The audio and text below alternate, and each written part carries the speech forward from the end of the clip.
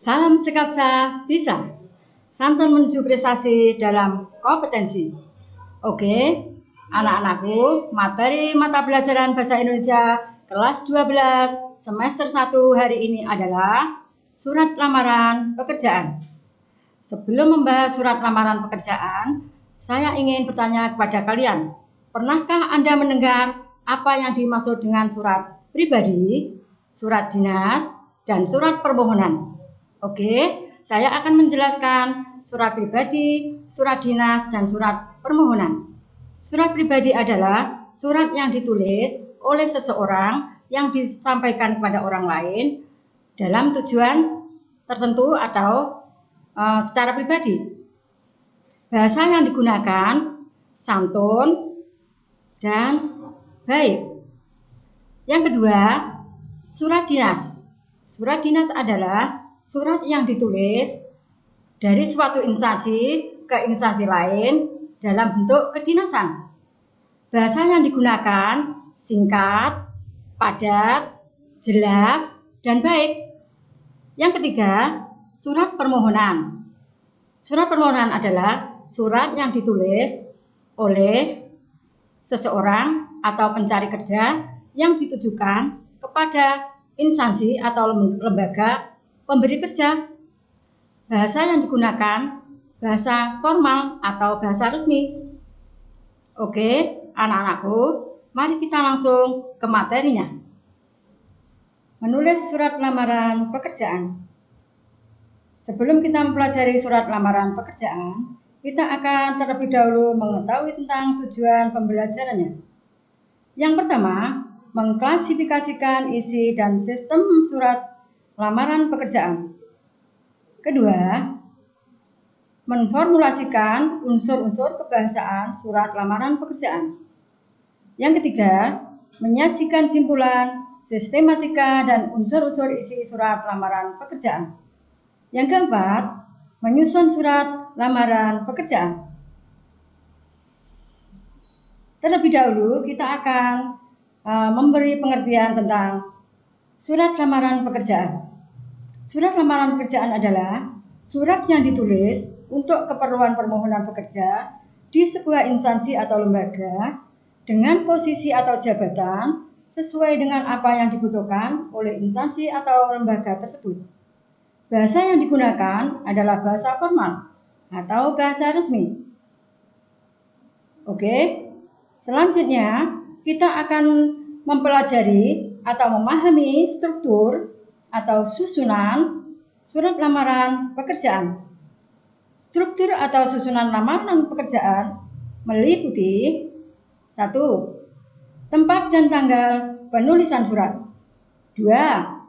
Lampiran.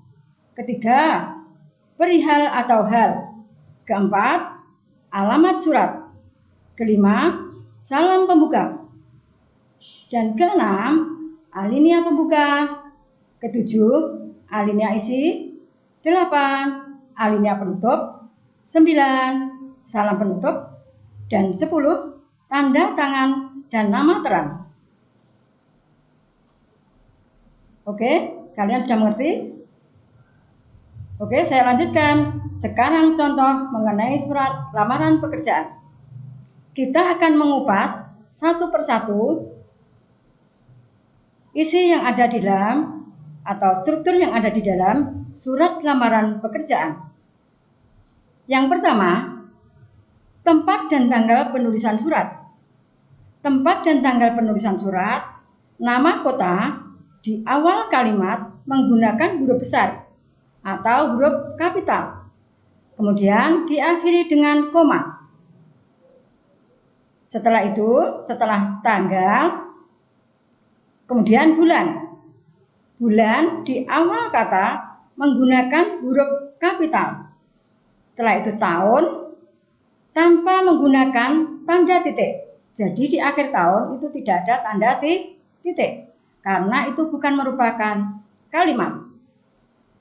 Kemudian di lurusnya atau sebelah kiri atas, karena tadi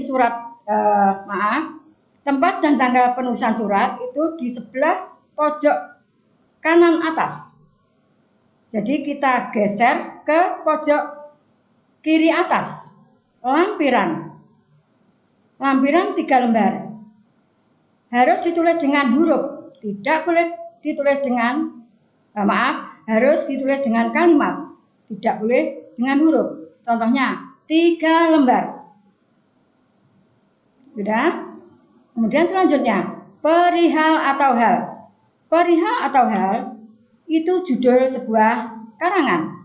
Di sini judulnya adalah lamaran pekerjaan.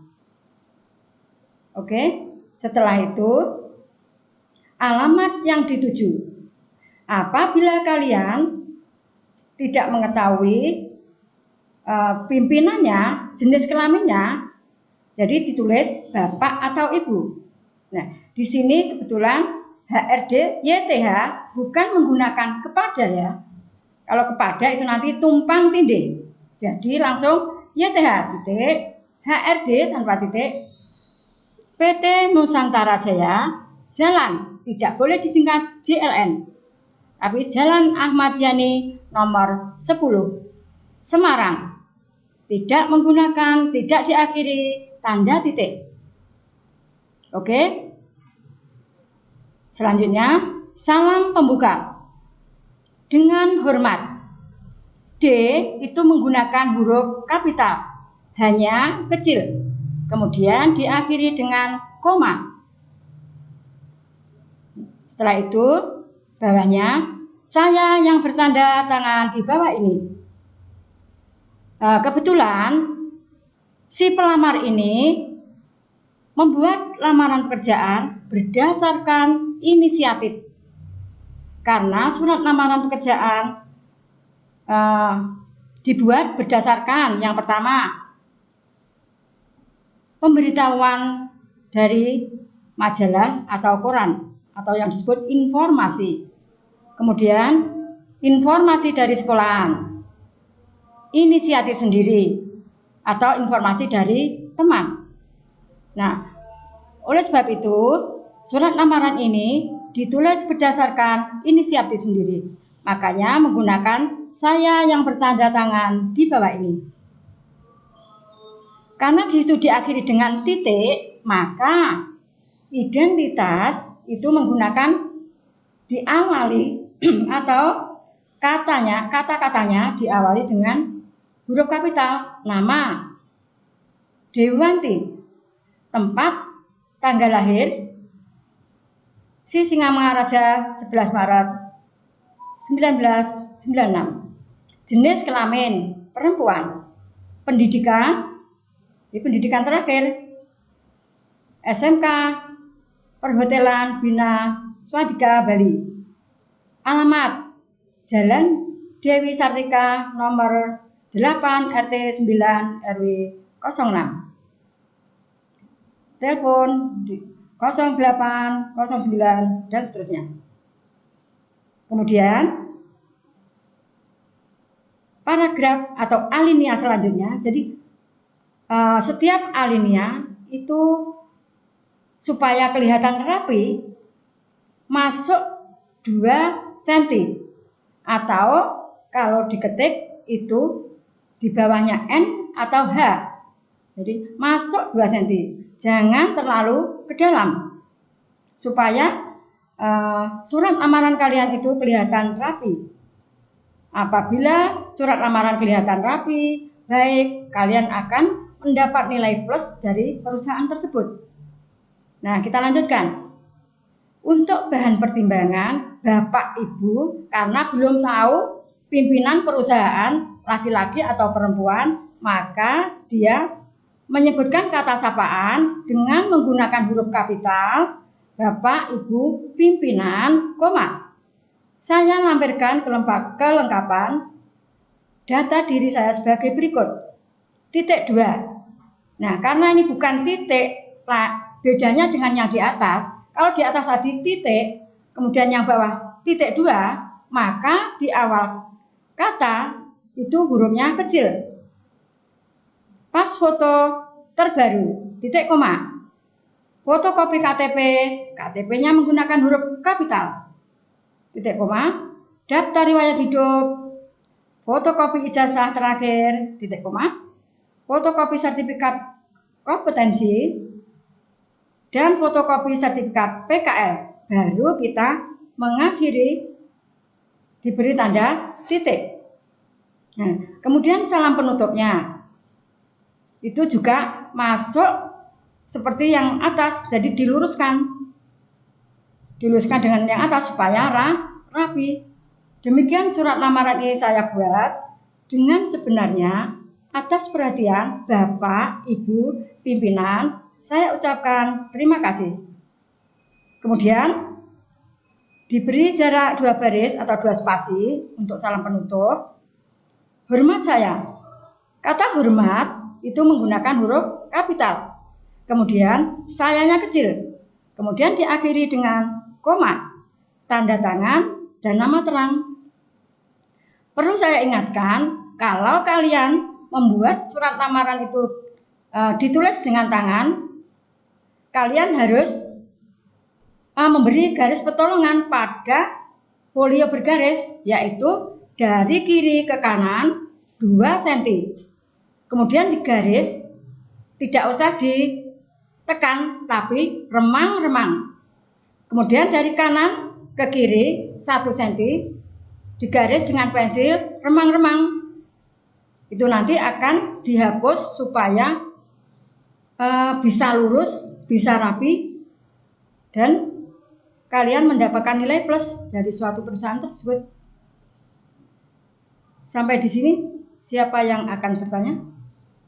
Baiklah anak-anak, demikian materi hari ini mengenai surat lamaran pekerjaan. Untuk tugasnya, anak-anak bisa klik link di kolom deskripsi.